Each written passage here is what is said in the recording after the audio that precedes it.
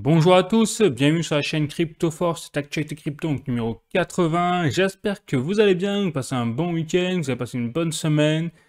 Et donc, surtout en ce moment là, avec tout le bazar qu'il y a au niveau politique, géopolitique. Donc aujourd'hui, on va parler effectivement de, comme d'habitude, du Bitcoin, de VeChain, de VV Digital Collectible. Je fais le point parce que j'ai accès finalement enfin aux statistiques de la semaine dernière. Donc on va faire vraiment le point. Ça fait un petit moment que j'ai pas fait le point sur ce projet. Et enfin, on verra également les actualités crypto plus générales et également économiques.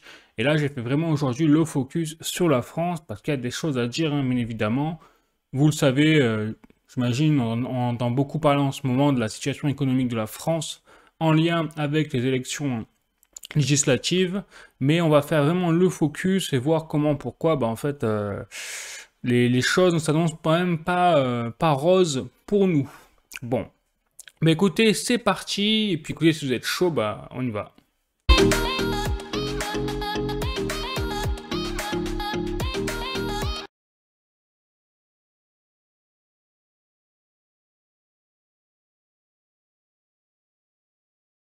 Donc on va commencer par, comme d'habitude, hein, vous savez, le fameux tableau de Farside Investor qui fait le récapitulatif des flux entrants et sortants sur les ETF Bitcoin Spot. Et là, bien écoutez, regardez, sur les dernières dates, hein, on a eu plutôt des flux positifs, mais qui peinent en fait à compenser, si vous voulez, les sorties qu'il y a eu au 20, 21 et 24 juin, comme vous pouvez le voir ici. Donc ça a été vraiment une semaine plutôt rouge, hein, pour les ETF Bitcoin Spot. Il y a eu plus de sorties que d'entrées, et on le voit, puisque la semaine dernière, nous étions, il me semble, autour des 15 milliards ou pas loin. Et là, nous sommes redescendus, vous voyez, à 14,5 milliards de flux entrants sur les ETF Bitcoin Spot. Donc, on voit qu'il y a un recul net de ce marché-là sur le Bitcoin et qui est, comme par hasard, corrélé avec la chute qu'on a eue récente, hein, des prix du marché, de la capitalisation boursière totale des crypto-monnaies. Bon, donc aujourd'hui, nous sommes plutôt dans une phase où on est en accumulation. Pourquoi je dis ça? Alors, je fais référence bien évidemment à un petit tableau, et avant d'aller plus loin, bien sûr, je dois rappeler que je ne suis pas un conseiller financier ni en investissement. Que je dis dans cette vidéo, dans toutes les vidéos d'ailleurs, hein, c'est à titre informatif et c'est à vous de faire vos propres recherches, bien évidemment, avant de prendre quelques actions que ce soit. Bon, donc vous voyez là, j'ai un tweet de Kenton, donc 048.eth, et dans ce tweet que je trouvais très intéressant, c'est qu'il fait référence à la fameuse charte qu'on appelle Rainbow, c'est-à-dire arc-en-ciel, où vous avez tout simplement l'évolution des prix du Bitcoin, donc vu en fonction des halvings. Et vous voyez, il y a également à chaque fois un calcul, c'est que dans les cycles passés, on a un ATH pour le Bitcoin à partir de 547 jours à partir de halving. Donc par exemple, le premier halving qui a eu lieu en 2013, eh bien on a eu un ATH 547 jours après. Au deuxième halving qui a lieu en 2016-2017, on a eu un ATH qui a eu lieu 547 jours après. Aujourd'hui, enfin en 2020, pareil, troisième halving, ATH 547 jours après, et ainsi de suite. Et donc là, nous sommes en 2024 et nous avons eu le dernier halving en avril 2024. Et donc là, si l'histoire, et je dis bien si l'histoire se répète, on devrait logiquement voir un ATH du Bitcoin dans à peu près 500 jours, grosso modo. Voilà. Donc, après, là, par exemple, la personne s'avance un peu en disant 150 000 dollars au minimum, mais on n'a pas de boule de cristal, hein, je le rappelle. On ne sait pas comment encore le Bitcoin va se comporter avec les événements géopolitiques. Parce que là, je pense qu'il faut vraiment faire le point quand on atteint un niveau de situation géopolitique très instable et du jamais vu peut-être depuis la Seconde Guerre mondiale, ou du moins depuis la guerre froide, donc passée, que on se pose la question comment ce genre d'actif qui est extrêmement récent, hein, je rappelle que le Bitcoin a été créé en 2009 et n'a donc connu aucune crise, même pas la crise financière des subprimes. Donc comment le Bitcoin va se comporter justement durant une véritable et une grosse crise financière sur laquelle quand même on sent tous que, bon, on n'est pas loin, ça c'est une bonne question. Donc c'est pour ça que je vous invite quand même à rester prudent là-dessus. En tout cas, l'histoire, si elle se répète, eh bien, nous pourrions voir un ATH du Bitcoin dans à peu près 500 jours. Donc, le cycle bull run, en fait, ne fait que commencer. Voilà le résumé. Même si le prix du Bitcoin est autour des 60 000 dollars, eh bien, en fait, ça ne fait que commencer, les amis. C'est mon avis personnel, je le rappelle, parce que je me base toujours sur les faits historiques passés. Bon, voilà pour tout ce qui est charte et pour peut-être rassurer aussi les personnes qui ont été un petit peu secouées hein, sur sur les derniers mois avec la descente aux enfers des prix des altcoins surtout, hein, pas forcément du Bitcoin mais des altcoins. C'est normal. Ouais, c'est normal pour les personnes qui connaissent, qui ont déjà vécu des cycles de monter des prix, de descendre des prix, bear market, bull run, eh bien voilà, c'est une normalité dans le marché des crypto-monnaies. C'est pour ça que c'est très important de développer un certain mental, une expérience et d'avoir surtout une stratégie également. Voilà, donc ça c'est quelque chose que bien sûr personne ne peut véritablement vous donner. Chacun doit avoir sa propre stratégie, sa propre vision des choses et aussi développer son propre mental pour ne surtout pas être dans l'émotion parce que le pire ennemi du trader, de l'investisseur, c'est l'émotion. Si vous investissez avec l'émotion, vous êtes mort. Hein. Ça, c'est clair. Et je pense que là-dessus, toutes les personnes qui ont investi, qui ont tradé, qui ont de l'expérience là-dessus peuvent, je pense, seront d'accord avec moi. Avec humilité, hein, voilà, je vous dis avec humilité toujours, je n'ai pas la science infuse, je le rappelle. Hein, voilà, ça c'est quelque chose, je pense, qui est propice aux traders expérimentés là-dessus. Bon, donc je continue. Cette fois, j'ai passé à quelques petits articles, des nouvelles sur le Bitcoin donc, récent, notamment avec un article de cointribune.com. Bitcoin, 1 million d'adresses détiennent désormais un Bitcoin complet. Donc, dans les environs des 60 000 dollars à l'heure actuelle.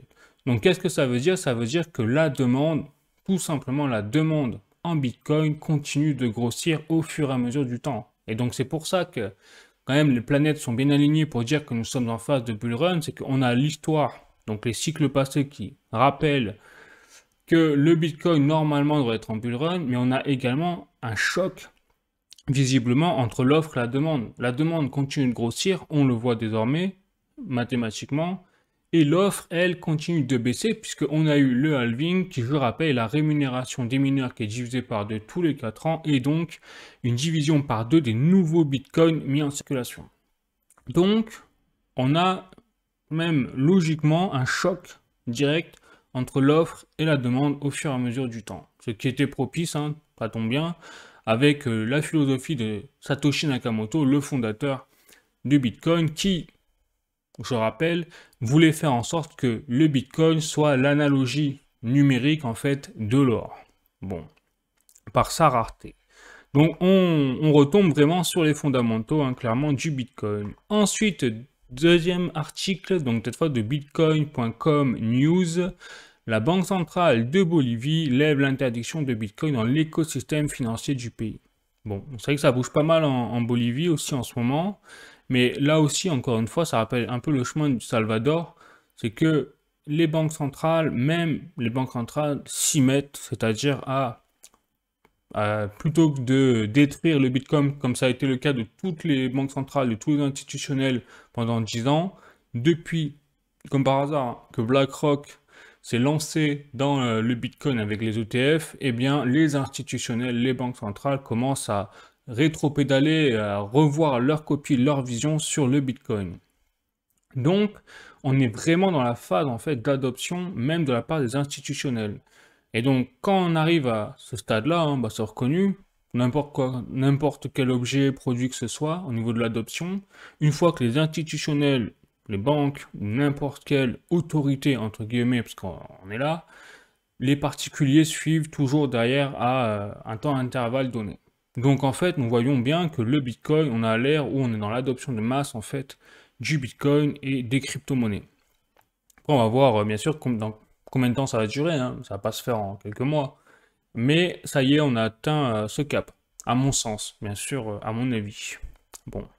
Allez, je continue, je vais passer cette fois directement au projet VeChain et notamment avec le fameux sommet du Hive habituel, hein. Et vous voyez, là j'ai le passage carrément de la conférence qui a eu lieu donc du Hive, le sommet, avec bien évidemment 5 heures d'enregistrement. Alors je ne vais pas vous cacher que je ne vais pas vous passer 5 heures, hein, c'est mort. Donc je vais vous sélectionner quelques petits passages, on va voir visiblement quelques petits passages. Alors je vais couper le son comme ça, hop, voilà. Donc là on a le trailer, mais en fait le sommet a commencé, voilà, vous voyez, avec l'intervention de Sunny Lu, c'est-à-dire le PDG de la fondation VeChain, et donc le sujet principal de ce sommet, vous voyez, c'est la traçabilité, le Web 3.0, et notamment le lancement de la plateforme VBetter DAO, hein, comme je vous l'ai dit depuis quelques semaines maintenant. Et donc là, on voit, je vais avancer bien évidemment un petit peu, que Sunny Lu fait l'introduction de ce sommet sur tout l'aspect de traçabilité, et même, vous voyez, par exemple, il donne l'exemple des coupes en papier, hein, qui représentent en fait 6 500 000 arbres découpés tous les... Alors j'imagine que c'est tous les ans, hein, où il parle de ça de tous les ans, et donc c'est un gâchis en fait sans nom pour la planète, parce que on peut tous s'organiser pour éviter de boire notre café dans des gobelets en papier, mais plutôt dans du verre ou quelque chose qui ne se jette pas, par exemple. Donc c'est là la base un peu de la philosophie de la fondation VeChain, c'est mettre en avant, je vous apprends rien, hein, tout cet aspect de traçabilité écologique, mais sans être non plus dans le fanatisme, et c'est ça que j'apprécie sur la fondation VeChain, cet écosystème-là, dans le fanatisme du réchauffement climatique, de la transition énergétique. Voilà, c'est-à-dire que là, on est vraiment dans l'aspect transition énergétique, et encore, je suis pas sûr qu'on puisse parler de transition énergétique là-dessus, mais plutôt de traçabilité, d'écologie, mais concrète, où il y a des impacts sur la nature, on va dire. Voilà, et non pas dans l'aspect uniquement du CO2, il faut éviter de consommer du CO2, etc. Bon, voilà. Et donc pour cela, eh bien justement, ils font référence à quoi? Ils font référence au RWA, la tokenisation des actifs, qui est le narratif par excellence, hein, aux côtés du narratif de l'intelligence artificielle, vous savez, pour ce fameux bull run. Voilà pourquoi, à mon avis, toujours, je suis convaincu, mon humble avis, hein, encore une fois, que VeChain s'inscrit dans un des leaders des futurs narratifs liés au RWA, c'est-à-dire le Real World Asset. Bon, de toute façon, vous savez ça, hein, vu que vous suivez, je pense, le VeChain depuis un petit moment sur ma chaîne. Voilà, donc là, on voit que tous ces marchés-là représentent également des marchés économiques. Donc, par exemple, là, on parle de 26 trillions de dollars au niveau de la tokenisation, tout ce qui est la technologie, bien évidemment, et la blockchain. Et là, on parle même pas encore du RWA de façon générale, ni de l'intelligence artificielle, ni du DeepMind, dans lequel VeChain est vraiment excellent aussi là-dedans. Donc là, voilà, il fait référence, Sunny Lu, à toute la plateforme VBetter DAO, hein, qui a été lancée. Donc bien sûr, je vais vous en parler. Donc je vais avancer un petit peu.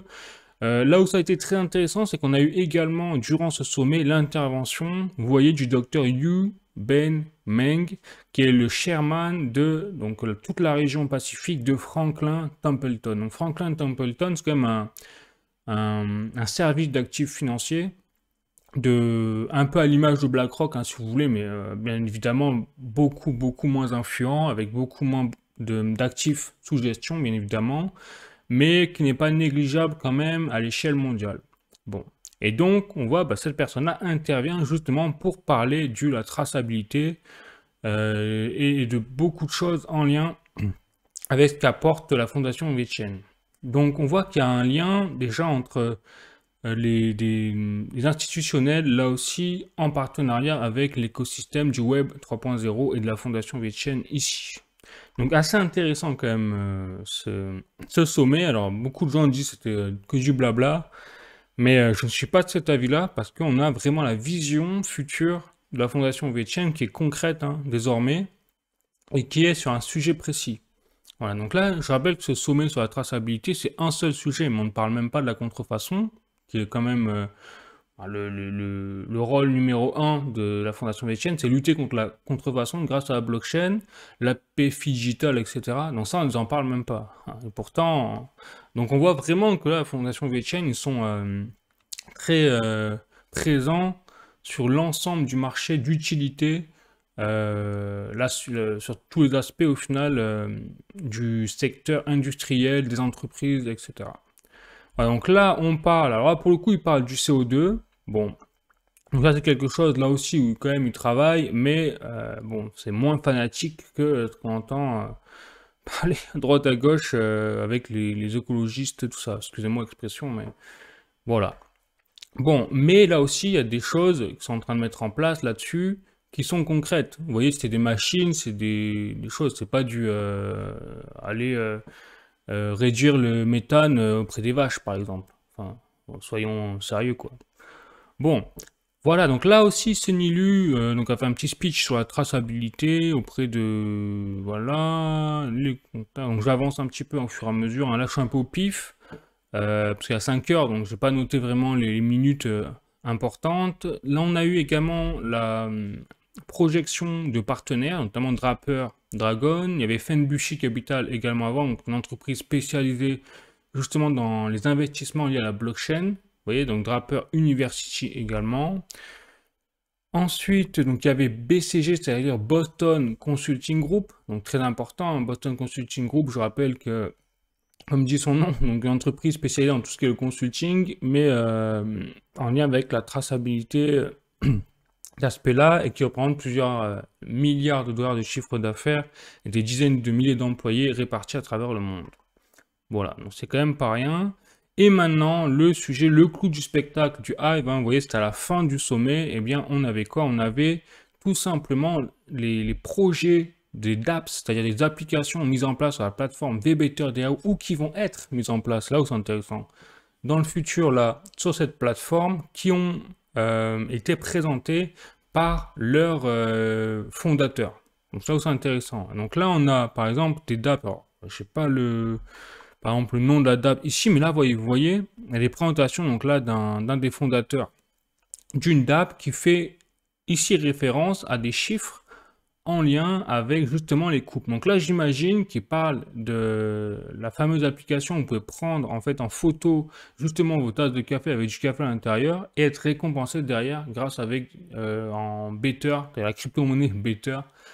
Voilà, ça j'imagine que c'est le fondateur parce qu'il parlait de tasses de café là-dessus. Et ça c'est un exemple parmi tant d'autres, hein, parce que vous voyez j'avance dans le temps de ce sommet et vous voyez vous avez d'autres visages, d'autres projets. Donc là on a également un autre projet, une autre personne, des projets qui n'ont jamais été présentés encore. C'est là où je trouve ça intéressant. Je peux pas tous vous les lister sinon j'en ai pour des heures. Parce que là, vous voyez, il reste encore 1 heure. Hein. Donc ils vont passer encore là au moins une demi-heure. Peut-être ça dure 5 minutes par présentation pour chaque projet, pour chaque DApp. Je rappelle que sur la plateforme VBetterDAO, actuellement, il y a à peu près 6 à 8 DApps officiels. Mais là, il y en avait bien plus. Il y en avait au moins, je dirais, une vingtaine, voire une trentaine qui ont été présentés. Donc pourquoi pas. Après, on va voir ce que ça donne. Vous voyez là aussi encore une nouvelle DApps, donc Non-Fungible Book Club. Donc ça, c'est une DApps qui est déjà présente effectivement sur la plateforme VBetter DAO. Là aussi, donc il y a notre projet. Vous voyez, donc bref. Tout ce que je veux dire, c'est que là, on en est où? Ça veut dire qu'on en est à un stade où ça y est. La plateforme VBetterDAO est lancée là, officiellement en mainnet. Donc je crois d'ailleurs que j'ai peut-être... non, c'est pas ça. Voilà, comme vous pouvez le voir ici à travers le tweet de la Fondation VeChain qui date du 29 juin 2024. Ça y est, la plateforme est lancée sur le mainnet. Donc c'est-à-dire le réseau principal. Elle n'est plus en test en fait. Et donc là, vous voyez déjà, regardez, il y a les dApps actuels qui ont été déjà mises en place. Hein. Vous avez Vivo, vous avez Greencart, par exemple, je rappelle, qui permet de prendre en photo vos factures pour faire vos courses et d'être récompensé en crypto-monnaie derrière, parce que si vous avez acheté des légumes, etc., bah, c'est bien pour vous, pourquoi pas. Vous avez Mugshot, ce que je vous disais avec le tas de café, vous avez EVEarn, ça c'est en lien avec les voitures électriques, et je rappelle qu'il y a un partenariat en clair, hein, qui a été lancé entre la Fondation VeChain et Tesla, à travers cette dApps, puisque les Tesla, justement, sont compatibles avec cette plateforme. C'est-à-dire que si vous rechargez votre voiture électrique, si vous en avez une, eh bien, vous serez récompensé derrière à travers cette application en crypto-monnaie là-dessus. Voilà. Ensuite, Oily, c'est tout l'aspect de recyclage de l'huile, hein, de l'huile utilisée. Donc, on vous explique comment et pourquoi l'utilisation de cette huile, eh bien, c'est sympa de la garder parce que ça peut avoir des utilités bénéfiques pour plein de secteurs, et ainsi de suite.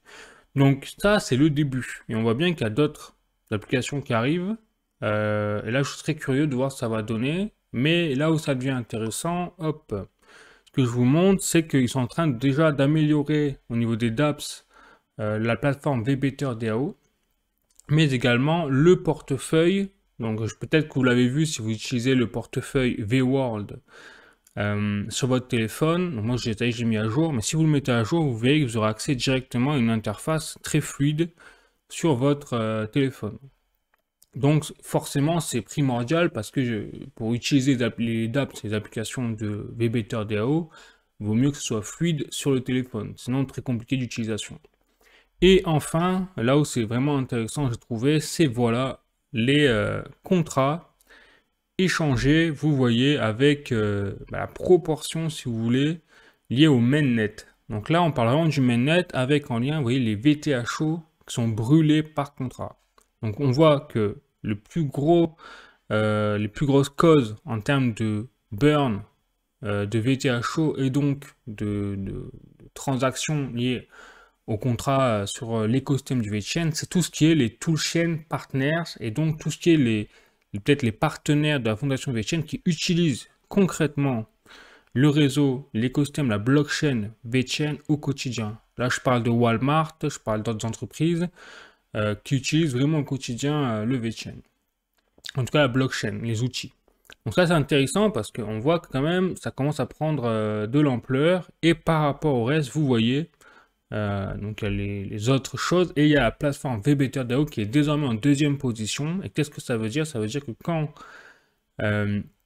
vous utilisez donc la dApps, qui est une dApp n'importe laquelle qui est présente sur la plateforme VBetter DAO, et bien quelque part quand vous faites une transaction, vous recevez même des cryptos ou quoi, et bien vous brûlez du VTHO. Et là le lien direct entre le jeton VeChain, le jeton VTHO bien évidemment qui assure les transactions et la nouvelle plateforme VBetter DAO. Parce qu'il y a beaucoup de personnes qui posent la question, mais à quoi ça sert d'avoir créé deux nouveaux tokens, le Better et le V3TO là, pour les votes, s'il n'y a aucun lien avec le VeChain. Donc là, tous les investisseurs ont été un peu, comment dire, déçus. Moi le premier, hein, je dois avouer, hein, je vous le dis, je l'avais dit dans des vidéos, je me disais, mais ils ont créé deux nouveaux tokens, pourquoi ils n'utilisent pas le VeChain et VTHO? Maintenant, on sait qu'en fait, ils veulent vraiment séparer cet aspect de traçabilité et peut-être garder le VeChain pour la réelle utilité pour les entreprises et leurs projets de base, hein, pour lutter contre la contrefaçon avec la blockchain et tout. Voilà.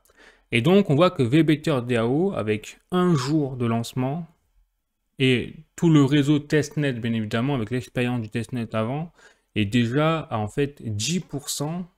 Vous voyez la capacité d'utilisation des toolchain partners. Quand même, ça donne le ton sur le potentiel quand même assez grand, hein, on peut le dire, du futur pour cette plateforme VBetter DAO, clairement. Bon. Ensuite, je vous montre une dernière information pour la route, c'est celle-là, c'est que ça y est, il est temps, tweet de la fondation VeChain, d'introduire une nouvelle ère dans tout ce qui est l'UFC, puisque ça y est, les gants, vous savez, donc qu'ils appellent le 3.8 and 5.8 sont désormais équipés de puces NFC et donc en lien avec le Phygital, hein, notamment. Et donc vous pourrez désormais, pour les propriétaires de ce genre de gants, vérifier l'authenticité et l'histoire des gants de l'UFC. Donc ça y est, on y est, on entre dans une nouvelle ère en fait commerciale, c'est-à-dire que chaque produit à l'avenir pourrait être équipé d'une puce NFC avec derrière la blockchain et donc privilégier la transparence. Donc fini les contrefaçons, on en revient à l'essence même du VeChain et bonjour en fait tout ce qui est la transparence, la vérité, l'authenticité, etc. Ça, je pense que dans le monde dans lequel nous vivons aujourd'hui, qui est basé sur on voit n'importe quoi, hein, avec la contrefaçon au milieu, les mensonges, Alors, je fais référence à la politique, hein, je ne peux pas en empêcher, mais quand on voit que c'est devenu la politique, bon, eh bien, avoir de la transparence avec un système qui ne peut pas être corrompu, bon, qui s'appelle la blockchain, hein, eh bien, ça fait du bien. Voilà, je sais pas vous, mais moi, en tout cas, hein, j'adhère à ce genre de philosophie, de plus en plus, en tout cas. Voilà, c'est ce que j'apprécie sur ce genre de projet comme VeChain. Bon, je continue. Alors, ici, là, j'ai des moins bonnes nouvelles pour ce projet, hein, les amis, de VV Digital Collectibles. Parce que vous voyez, les statistiques sont moins bonnes au fur et à mesure du temps. Et j'ai pas l'impression que l'équipe, donc derrière, donc l'entreprise Ecomi, est en train de vraiment se rattraper ou d'arriver à pondre le VV-verse, etc. On n'a pas de communication dessus.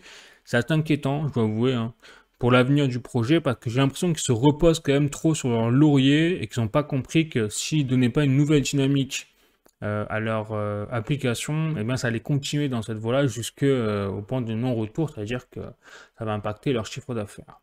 Pourquoi je dis ça? C'est parce que vous voyez, sur un mois, nous allons là, pour la première fois hein, depuis longtemps, hein, on est à moins de 1 million de dollars de chiffre d'affaires. Bon, c'est quand même assez rare de voir, avant, c'est assez rare de voir ce chiffre d'affaires, c'est-à-dire les achats en gemmes, arriver à ce niveau-là. Et quand on voit on s'avance vers une crise quand même peut-être mondiale, bon, on le voit déjà, hein, c'est-à-dire que tout ce qui est divertissement, comme ça, va avoir de moins en moins de place dans les budgets logiques hein, des consommateurs, quels qu'ils soient, où qu'ils soient. Et donc, s'il n'y a pas un électrochoc de la part de l'équipe, s'ils n'arrivent pas à mettre au moins une utilité sur leur NFT, en termes qu'on peut les utiliser dans des applications, etc., je vois mal comment ils peuvent inverser la vapeur.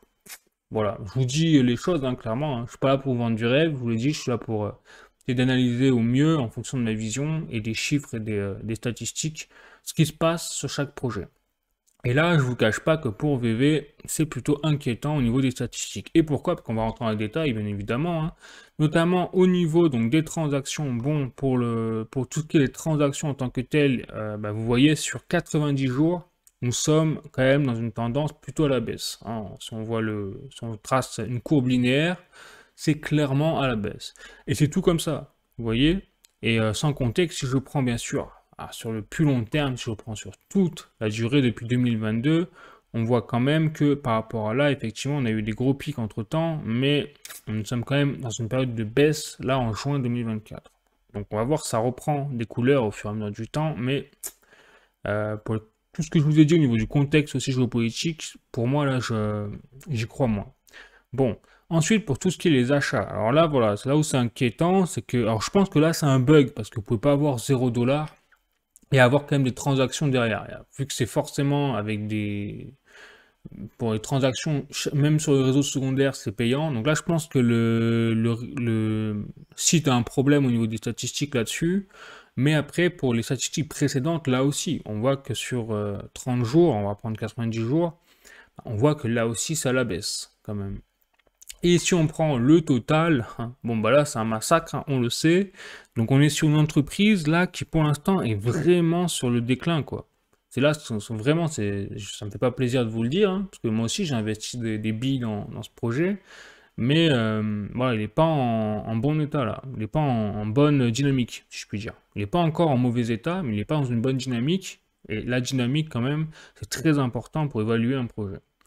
Bon, ensuite, le nombre de portefeuilles actifs, alors là, on voit que ça stagne. Donc c'est peut-être des personnes, enfin ça stagne, mais vous voyez les pics quand même restent autour des 2500 et ça baisse quand même un petit peu. Voilà. Donc c'est pas la folie, hein, surtout si on prend un range encore plus développé, c'est-à-dire que depuis 2023, vous voyez déjà, entre 2023 et 2024, déjà, on voit il y a une nette différence, il n'y a pas photo, il y a beaucoup moins d'utilisateurs actifs sur l'application. Les airdrops, on s'en fout. Le market cap, alors là, le market cap, on va voir, mais là c'est pareil, 90 jours, vous voyez, c'est un massacre. Que le market cap de VV, lui, a totalement chuté, tout comme le market cap Xiaomi, qui lui est en chute libre, hein, évidemment, depuis bon, un petit moment, mais ça on est habitué, j'ai envie de vous dire. Voilà, et donc il n'y a que les détenteurs qui arrive sur les nouveaux détenteurs et les nouveaux utilisateurs qui augmentent. Mais là, c'est un chiffre cumulé, donc ça ne veut pas vraiment dire grand-chose en fait si on prend du recul. Bon, donc là, on voit que au niveau du marché secondaire, vous voyez, au niveau du marché secondaire, c'est pareil. Hein, on voit que sur 90 jours, c'est plutôt à la baisse si on trace une ligne de moyenne. Donc, après, voilà, moi je vous donne les statistiques, vous en faites ce que vous voulez, mais quand je prends le zoom de ce projet, on voit qu'en fait, il n'y a pas grand-chose qui se passe en termes de nouveaux, de stratégie pour attirer des nouveaux utilisateurs. Alors, ils ont essayé hein, avec les Blackpink, notamment, c'était très stratégique, si c'était bien, mais il n'y a pas eu d'effet, il n'y a pas eu de résultat. Ça veut dire que la stratégie est à revoir complètement en fait pour le projet s'ils veulent perdurer dans le temps. Parce qu'on sait très bien qu'un projet qui stagne, c'est comme une civilisation qui stagne, c'est comme tout, ça, c'est la première étape avant le déclin. Et là, j'ai l'impression qu'on est en train d'amorcer un petit peu le déclin, sans vouloir être méchant hein, avec le projet, pas du tout.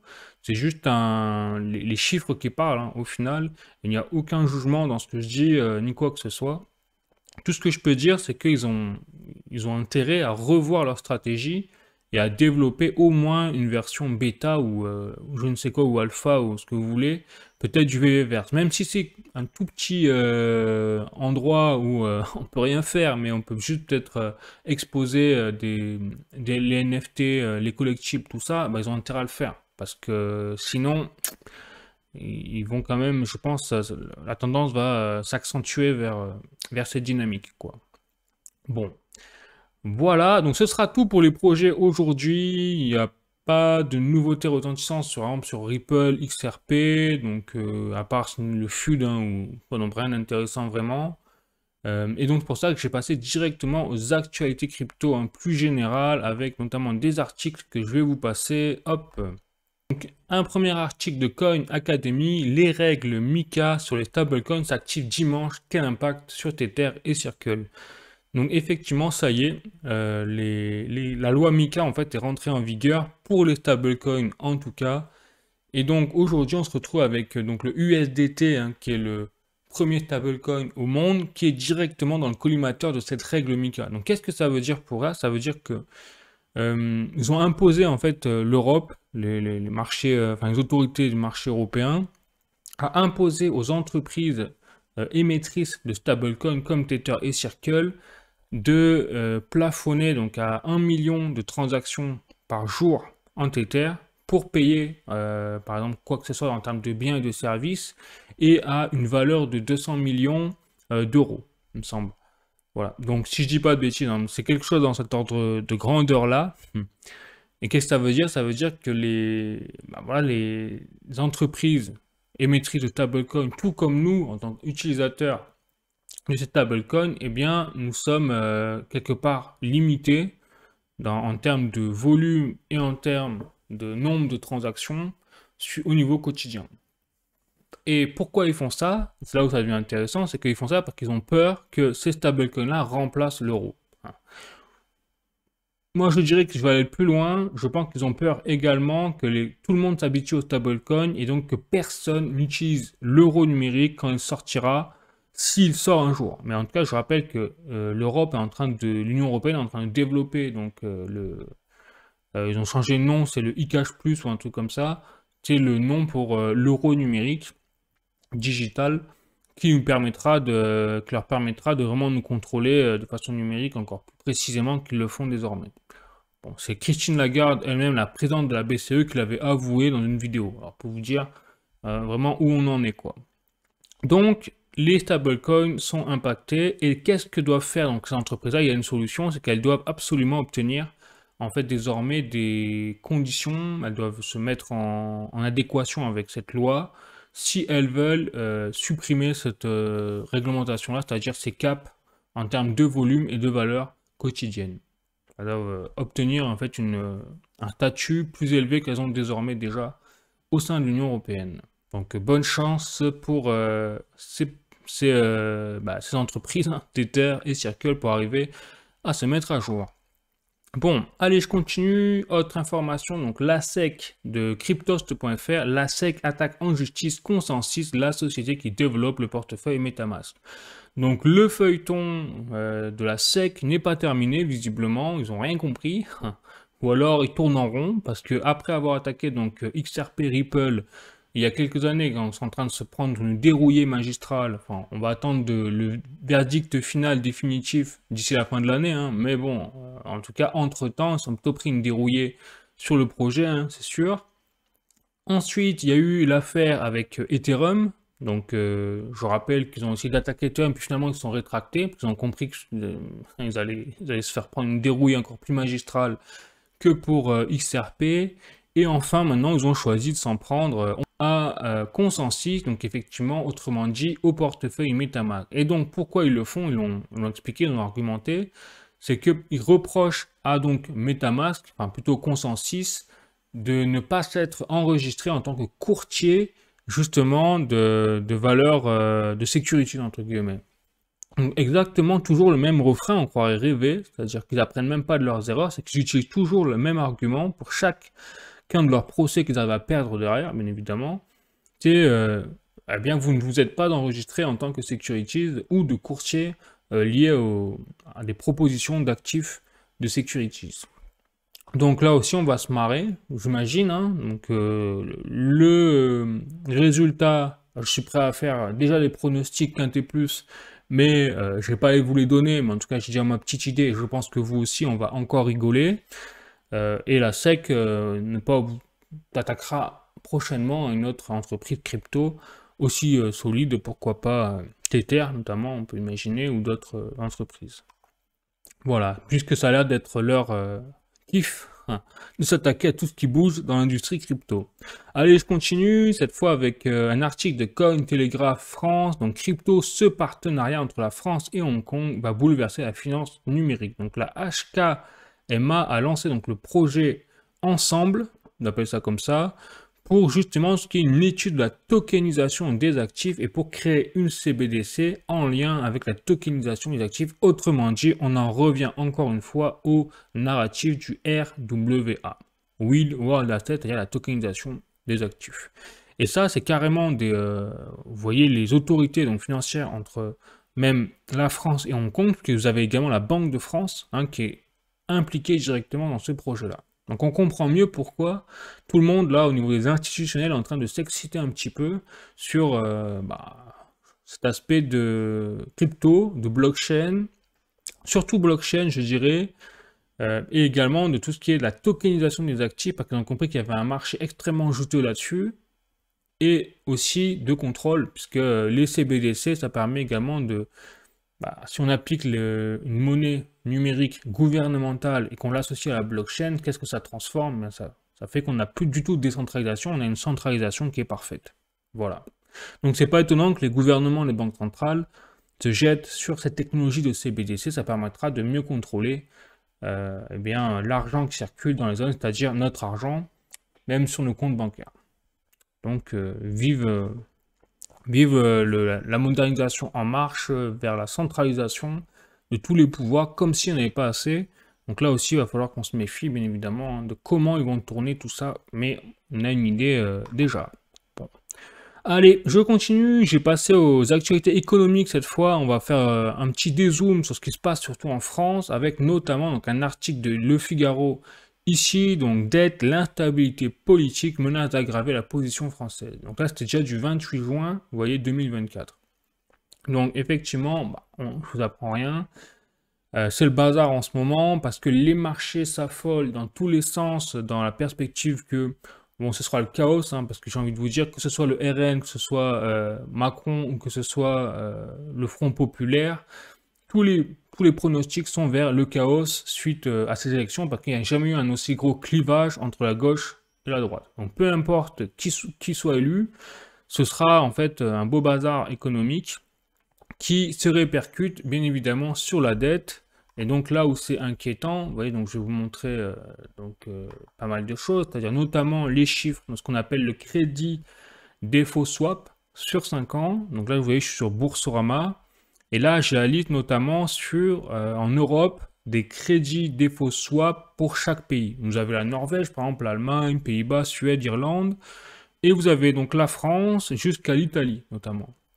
Et quand on voit ces variations-là, eh bien écoutez, effectivement, c'est pas une bonne nouvelle, hein, même s'ils l'ont mis dans le vert, qu'est-ce que ça veut dire? Ça veut dire que quand vous avez un crédit défaut swap qui augmente très vite sur une courte durée, notamment ici sur un mois, ça veut dire quoi? Ça veut dire que les investisseurs, en fait, parient tout simplement sur une banqueroute de ces pays-là. Et oui, parce que c'est le crédit défaut, donc défaut de la dette en fait. Donc là, qu'est-ce qui se passe? Vous voyez que pour la France, eh bien nous, on a fait péter les compteurs. Hein, on est quand même pas devant la Grèce et l'Italie, encore heureux, hein, on va dire, vu leur situation économique.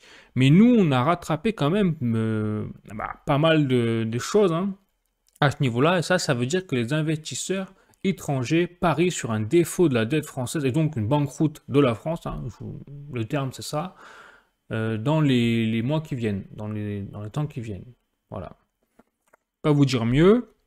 Et donc, dans ce cadre-là, on rejoint en fait la Grèce et l'Italie en termes de variation, vous voyez, de points sur ce crédit défaut swap. Mais après, je vous rassure, nous sommes à 38, non, nous sommes à 39,4. Donc, vous voyez que ça, même sur un jour sur l'autre, regardez l'état.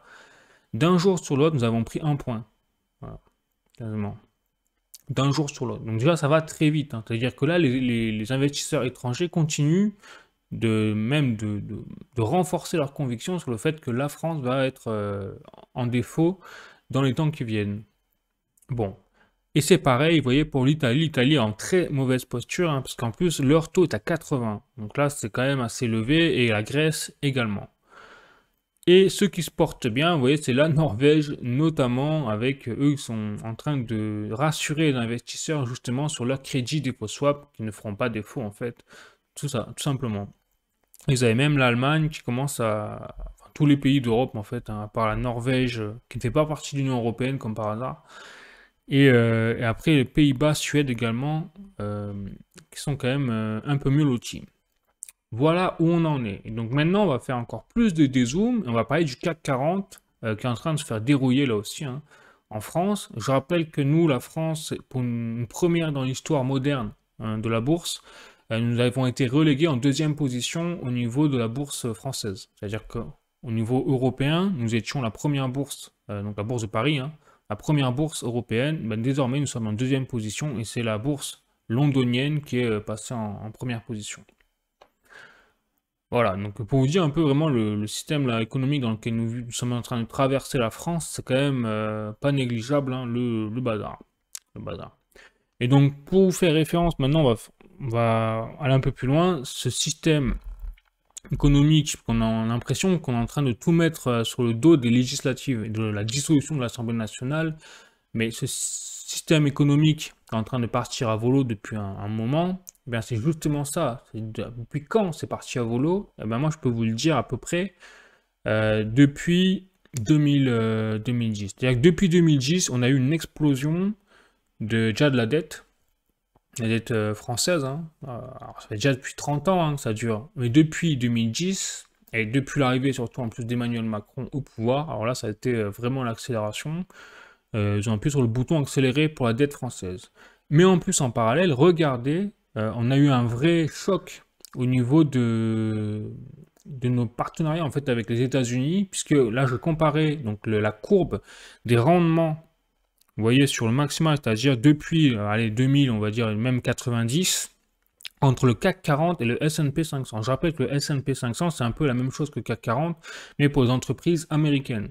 Donc là, on a quelque part la comparaison entre les performances des entreprises du top françaises, entre guillemets, et les top entreprises américaines, en termes de performance. Hein. Je ne dis pas en termes forcément de valeur, mais en termes d'augmentation de leur capitalisation boursière. Et regardez, dans les années 2000, le CAC 40 était largement devant le S&P 500 en termes de performance. Et au fur et à mesure du temps, et on peut même voir la date précise, hein, en 2011, on a eu un inversement des performances. Une inversion, pardon, des performances. C'est-à-dire que le S&P 500 a commencé à tout exploser et à être bien plus performant et compétitif que le CAC 40. Donc, autrement dit, à partir de 2011, nous, on a perdu de la compétitivité au niveau des entreprises, en fait. Et les investisseurs étrangers ont préféré miser sur les entreprises américaines que les entreprises françaises. Donc, ça rappelle quand même beaucoup la désindustrialisation de la France, alors depuis des années, des dizaines d'années, mais apparemment, depuis 2011, nous ne sommes plus du tout attractifs, nous, la France, en termes d'investissement sur nos entreprises. Forcément, on les vend en plus. Ah oui, et voilà. Donc, on retrouve vraiment la boucle est bouclée, hein, clairement. Et donc, si maintenant je fais allez, je prends sur un mois, vous allez voir sur un mois, et ben, regardez la différence entre le CAC 40 et le S&P 500. Eh bien, nous sommes à moins 6,42% de performance. Et le S&P 500, lui, est à 3,47% de positif en termes de performance sur un mois. Donc là, on voit bien que toute la politique actuelle en France est en train de même miner le marché boursier français, quoi, par rapport au marché boursier et géopolitique mondial et américain, notamment. Voilà, donc dernière petite courbe pour la route, hein. Cette fois, je vous remontre la courbe de l'euro par rapport au dollar. Et là aussi, il y a des choses, c'est pas triste, hein, parce que vous voyez, donc sur 10 ans, alors je vous remontre la courbe de l'euro par rapport au dollar. Sur 10 ans, nous sommes à moins 21%, enfin moins 21,76% pour être précis. Et surtout là où c'est, on voit inquiétant, c'est qu'on est même sur un mois, regardez, nous sommes en chute libre de la valeur de l'euro par rapport au dollar.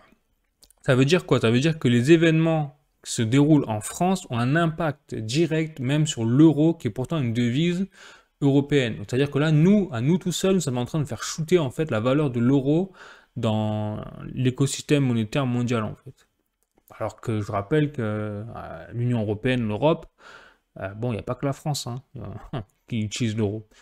Donc pour vous dire un peu la fragilité quand même, et là où je sais pas si c'est la fragilité de l'euro qu'on peut souligner, parce que si ça suffit juste en France à balayer comme ça les performances de l'euro par rapport au dollar sur un mois, parce que vraiment on est fort quoi là-bas, les Français on est fort. Hein. Effectivement notre système, c'est-à-dire que l'euro est vraiment en train de faiblir, et donc la moindre situation économique instable le fait chuter, notamment en France, soit c'est que le système là actuel qui est en train de se passer en France est tellement grave que c'est en train de prendre des proportions et ça impacte vraiment l'euro. Donc autrement dit, moi je pense que c'est les deux. Je vais vous dire, ouais, je pense que c'est les deux. Aujourd'hui, je pense que l'euro est en train de faiblir. De toute façon, il est en train de faiblir depuis 20 ans. Donc 10 ans, mais c'est même depuis que les rentrées en vigueur en 2000, il ne fait que baisser quasiment, dans les grandes lignes. Ensuite, il y a ça, donc la valeur de l'euro est en train de chuter, comme toute la valeur des monnaies fiat, hein, même quand on voit par rapport aux courbes de l'or. Pourquoi l'or monte autant? C'est parce qu'en fait, la valeur de l'euro faiblit, tout simplement. Et aussi en parallèle, nous avons une telle situation économique, je ne parle même pas de politique, hein, je parle vraiment d'économique en France, au niveau de la dette, que la moindre variation fait que nous sommes au bord de la banqueroute en fait. C'est-à-dire que les investisseurs étrangers parient sur le fait que nous soyons en banqueroute, là, la France, dans les mois, les années à venir. Voilà un peu la situation dans laquelle on est, et on peut remercier, vraiment, on peut remercier du fond du cœur hein, nos dirigeants et nous-mêmes hein, pour avoir laissé faire, hein, bien évidemment, et pour nous avoir conduits dans cette situation qui est aujourd'hui inévitable. Hein. C'est-à-dire qu'aujourd'hui, il y a très peu vu comment la situation est partie, il y a très peu de moyens pour mettre la machine en arrière. On pourrait le faire, mais à condition d'avoir des dirigeants politiques qui soient vraiment conscients de comment faire et qui voudraient le faire réellement. Ce qui n'a pas d'être le cas quand on écoute les programmes, hein, quel que soit le parti compris. Quoi. Donc on a un vrai problème là-dessus en termes d'économie sur la dette, je parle bien sur la dette, hein, de la France. Et ce serait être le sujet principal quand on voit la situation. Voilà, donc c'est pour ça que je vous rappelle, là hop, je repasse en grand. Je rappelle, donc, bien évidemment, je ne suis pas un conseiller financier. Je dis ici, c'est à titre informatif. Je n'ai pas de boule de cristal, bien évidemment. Pas la science infuse non plus. Tout ce que je peux vous dire, c'est qu'il y a des valeurs refuges contrecarrer justement cette chute de l'euro. Donc il y a les crypto-monnaies, le Bitcoin notamment. Après, c'est vrai que ça reste numérique, donc c'est pas forcément facile d'accès pour tout le monde et c'est pas tangible, donc ça peut faire peur. Et puis surtout, on ne sait pas comment le Bitcoin va vraiment se comporter s'il y a une crise abyssale économique et que la France coule, par exemple. Comment va se comporter? Ben, une bonne question. Il y a l'or et l'argent physique. Bien évidemment, ben, c'est physique, donc il faut stocker quelque part. Donc, il y a des avantages et des inconvénients pour tout au final. Hein. Le Bitcoin, il n'y a pas besoin de stocker logistiquement. L'or, si. Bon, voilà. C'est à vous de voir vos stratégies par rapport à votre parcours, à votre budget, à votre situation personnelle, etc. Voilà. Donc il y a bien évidemment les actions, mais les actions, personnellement, j'ai toujours dit, je n'y vais pas, un, pour l'aspect moralité, mais également parce que je pense on a l'aube d'un énorme crash boursier, clairement. Donc, on le voit quand le CAC 40 dévisse comme ça, avec une situation de dissolution de l'Assemblée nationale en France, qu'est-ce qui se passerait s'il y a une banqueroute? Pas la question. Voilà. Donc il y a l'immobilier également, mais l'immobilier, bon là aussi, c'est vrai que c'est fou quand même ce qu'on vit en ce moment, c'est l'immobilier en train de chuter également, puisque avec la hausse des taux directeurs des banques centrales, il y a moins accès au crédit, et donc il y a un recul des ventes de l'immobilier partout en Europe, même dans le monde. Donc c'est quand même assez fou quand on fait le point là, c'est monumental ce qu'on est en train de vivre. Donc voilà, après c'est à vous de voir, et puis il y a d'autres, je pense qu'il y a d'autres moyens de se protéger justement de la dévaluation de l'euro, mais là c'est aussi à vous de chercher, de donner des pistes, d'essayer de partager, donc n'hésitez pas également à partager dans les commentaires, vous avez des idées sur comment, des valeurs refuges autres que ce que je viens de dire là, pourquoi pas, pour dégager un petit peu de l'euro, des banques en fait, tout en gardant quand même une banque, hein. Très important, je vous dis pas de tout débancariser là, attention, je dis de diversifier de façon à ce que si ça s'accentue cette chute de l'euro, eh bien il y a quand même d'autres pistes, on va dire. Voilà. Bon, mais écoutez, j'espère que vous avez appris des choses, hein, vous avez aimé la vidéo, n'hésitez pas à mettre un like si c'est le cas, n'hésitez pas à mettre des commentaires comme je vous l'ai dit pour partager donc, déjà votre avis, mais également si vous avez des pistes pour sortir un petit peu là, de tout cette cacophonie ambiante, on peut dire. Et puis sinon, bah, écoutez, prenez soin de vous, hein, vraiment, dans ces temps troublés, mais on reste positif parce qu'il y a des solutions, et les solutions, bien évidemment, faut pas les attendre de la part des gouvernements, faut pas les attendre de la part d'autres personnes. Les solutions, elles sont en vous, pour vous, votre famille, et voilà. Donc ça, c'est le plus important, je pense. C'est pour ça que c'est très important de prendre le temps aujourd'hui de s'informer sur l'économie, comment ça marche, comment ça fonctionne, parce que les solutions économiques, elles viendront d'abord de vous et pas de la part de gouvernement. Tout ça c'est fini, ça. Voilà. On arrive à la fin de ce genre de système où c'est le gouvernement qui prenait soin des citoyens avec les retraites, la sécurité sociale, tout ça, c'est fini. Voilà, après, c'est mon avis, hein, bien évidemment. Bon, bah écoutez, prenez soin de vous, je vous souhaite une bonne semaine, je vous dis à la semaine prochaine pour une autre actualité crypto, et puis voilà, la bise, ciao.